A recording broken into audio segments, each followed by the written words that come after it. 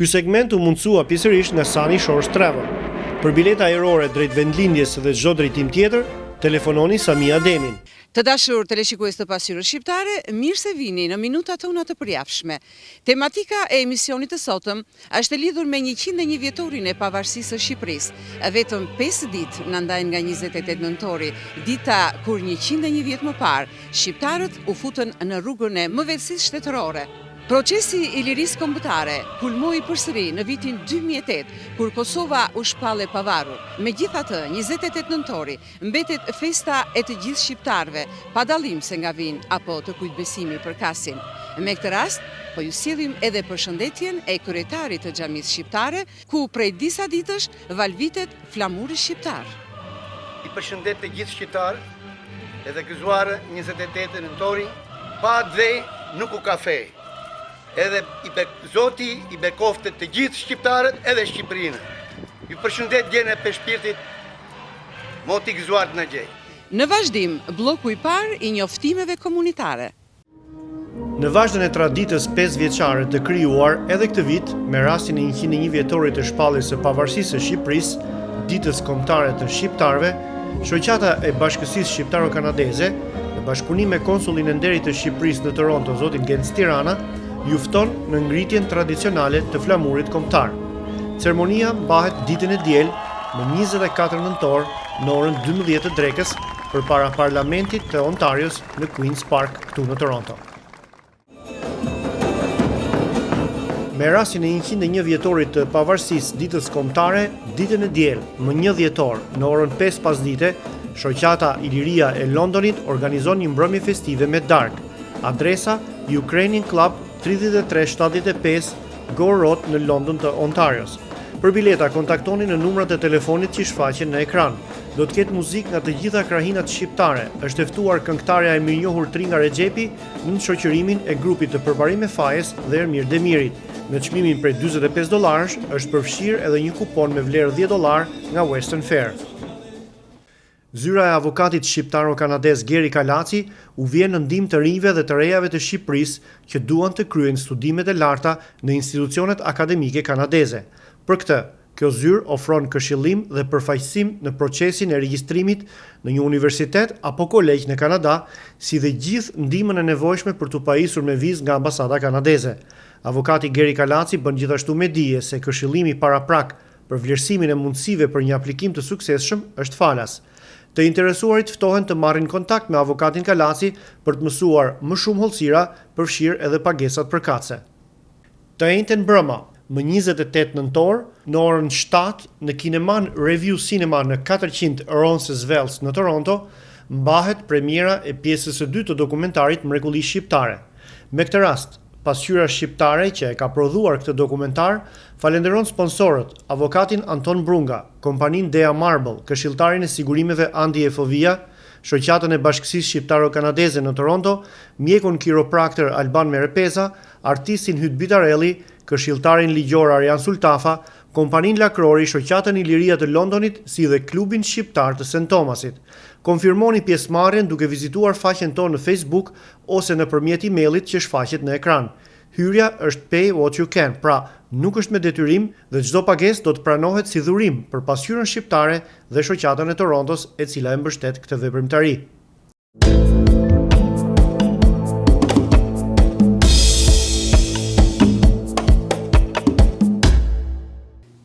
Do të kalojmë tani të dashur teleshikues tek i ftuari ynë për sot. Ai është një italo arbëresh me banim në Kanada, ish kryetari i shoqatës së arbëreshëve të Kanadas deri në vitin 1993, kur ky organizat pushoi së vepruari. Mesazhi i Frank Filjas na kujton se sa të brishta janë marrëdhëniet komunitare në ndrysnin e shoqërisë ku jetojmë. Më bën piacere se errore këtu. Më ndjan se insomma ndek Giohaiona. Oggi noi albanesi, di radice albanese, siamo sparsi nel mondo come le altre nazionalità e qui in Canada ne siamo tanti, però non c'è un affiatamento di unirsi, fare una forza delle nostre origini, tenere la nostra lingua, le nostre abitudini, i nostri costumi. Solo quando c'è una festa, c'è un entusiasmo, che c'è una riunione. Cosa è successo con gli italo-albanesi, gli Albrecht di Toronto? Nei primi momenti c'è stato un grande entusiasmo, siamo stati parecchi anni assieme, abbiamo fatto belle riunioni, abbiamo conosciuto molta gente culturale che sono venuti qui dall'Università di Cosenza per fare delle ricerche. È venuto anche un vescovo albanese di Ungro e vorrebbe stare qui anche un suo sacerdote, ma non l'ha accettato così il cardinale di Toronto. Abbiamo fatto molte riunioni, molte feste, molte gente abbiamo conosciuti e c'era un certo amico che è morto anni fa, un certo Durocini, che mi ha portato in diverse volte in America, a Jamestown. È un paese che mi ha fatto conoscere molte autorità albanesi, anche gente che sono al governo americano, e ho avuto un grande piacere e una grande soddisfazione e mi hanno trattato così bene perché mi dicevano: oh Boia, come mai da tanti anni che sono partiti dall'Albania tu ancora parli albanese? Sì, ho detto, le generazioni così, perché si sposavano prima sempre nei paesi albanesi. Adesso è tutti mescoli che sono neri, cinesi, indiani, di tutte le razze, tutti mescolati. Poi lui è morto e quindi mano a mano sono morti pure tanti altri, si è venuto a diminuire la situazione. A tutti gli Albrecht del Canada, iscritti all'Alleanza Italo-Albanese di Toronto, come segno di grande amicizia e fratellanza, consegniamo a nome della Lega Italiana di Difesa della Minoranza Albanese un prezioso riconoscimento, opera dell'artista albanese Evzi Nuiu, dedicata alla eroica e nobile figura dell'eroe nazionale albanese di tutti gli albanesi del mondo, Giorgio Kastriota Skanderbeg.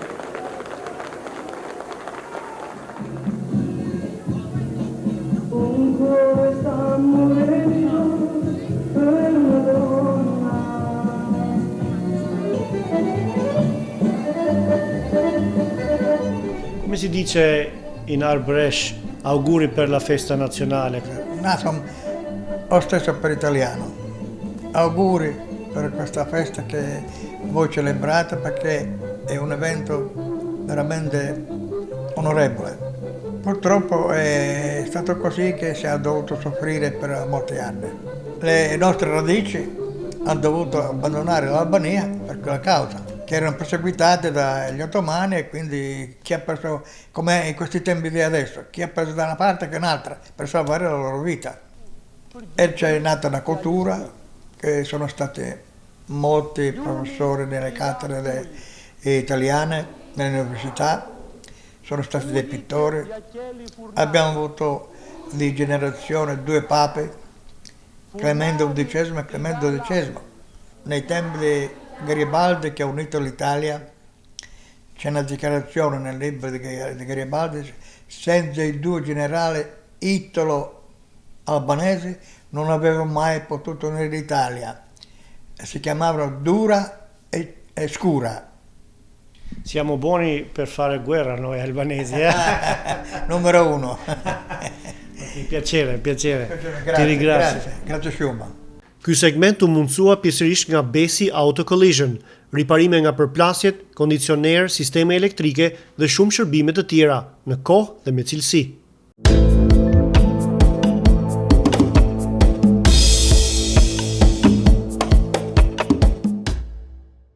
Njeriu që do t'ju paraqesim tani, të dashur teleshikues, është i njohur në komunitetin tonë si artisti i simboleve kombëtare.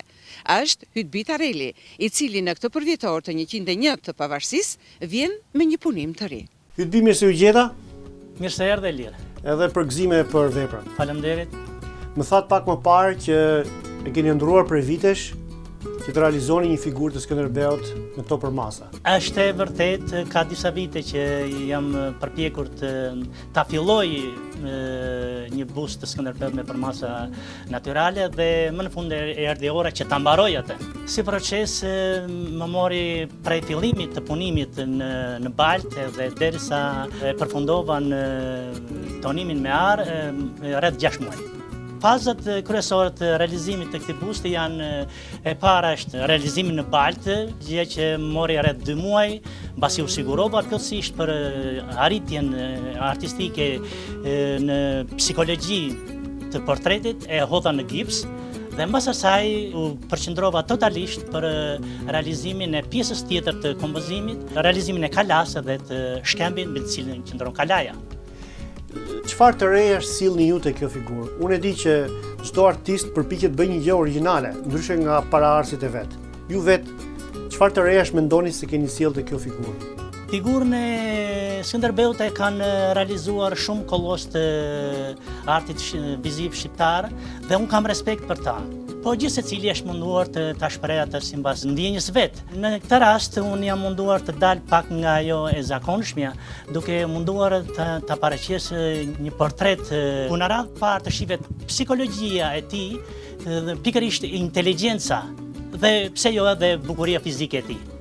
Shikoj që e keni vendosur bustin mbi një kala, pra mbi bedenat e një kalaje, të cilat sikur mbijnë nga një shkëmb, nga një masiv shkëmbor. Pse keni gjetur këtë zgjidhje?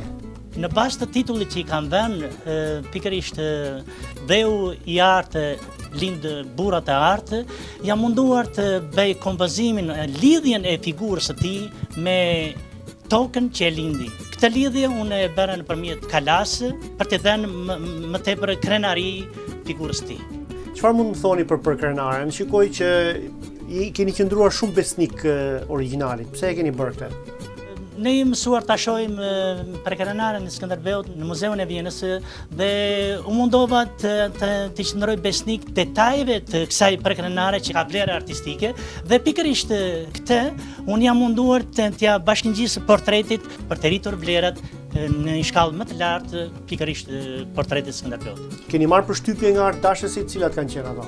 Për fat të mirë dhe jam shumë i lumtur, shumë miq e dashamirës më kanë marrë në telefon, më kanë nisur email-et dhe për këtë unë jam i kënaqur për çfarë kam bërë. Faleminderit Elir dhe sukses edhe ju në punën tuaj.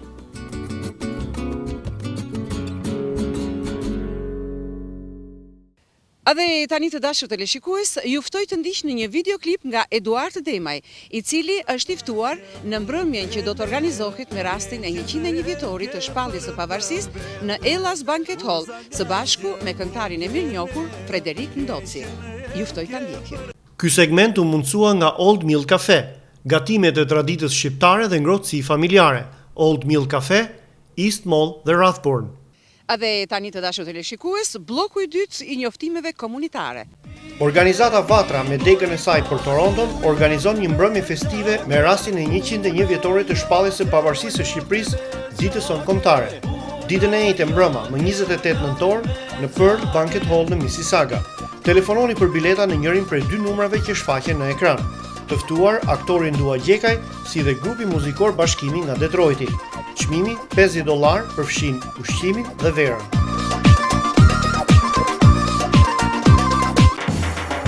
Aldo ju fton të merrni pjesë në mbrëmjen që organizon me rastin e 101 vjetorit, ditën e premte mbrëma, më 29 nëntor në Thorncliffe Banquet Hall.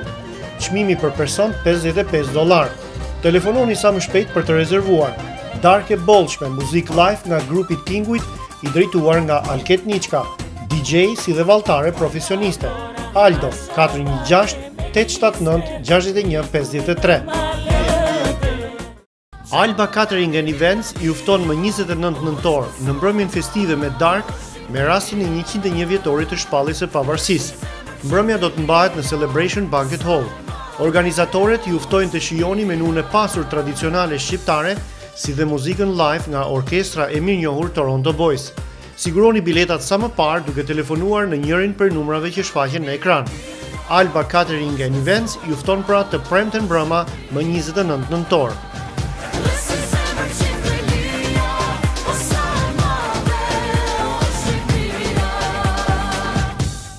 Të dashur bashkëdetar, me rastin e 101 vjetorit të shpalljes së pavarësisë së Shqipërisë në Ellas Banquet Hall do të organizohet një mbrëmje argëtuese me darkë, ditën e diel më 1 dhjetor. Të ftuar dy këngëtar të mrekullueshëm, Frederik Ndoci dhe Eduard Demaj, të cilët do të interpretojnë muzikë nga të gjitha trevat shqiptare.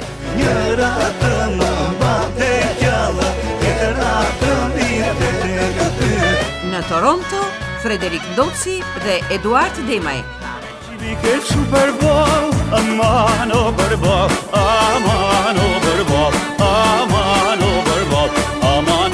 Për rezervime dhe informacione të mëtejshme, telefononi në numrat e më poshtë. Pjesa muzikore që do të ndiqni në vazhdim të dashur teleshikues është kompozuar në vitet 50 nga Çesk Zadeja, si muzikë e filmit shqiptar-rus Skënderbeu. Sot atë e risjell për korno pjesëtari i orkestrës Canadian Opera Company, Bardhyl Gjevori.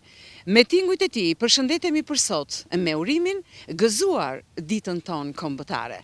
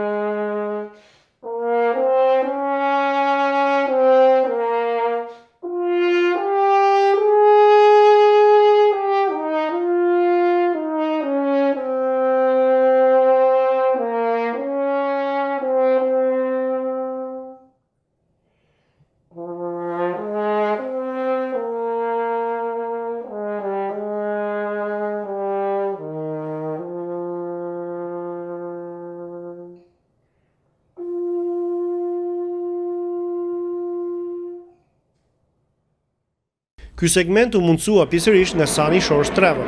Për bileta ajrore drejt vendlindjes dhe çdo drejtim tjetër, telefononi Samia Demin.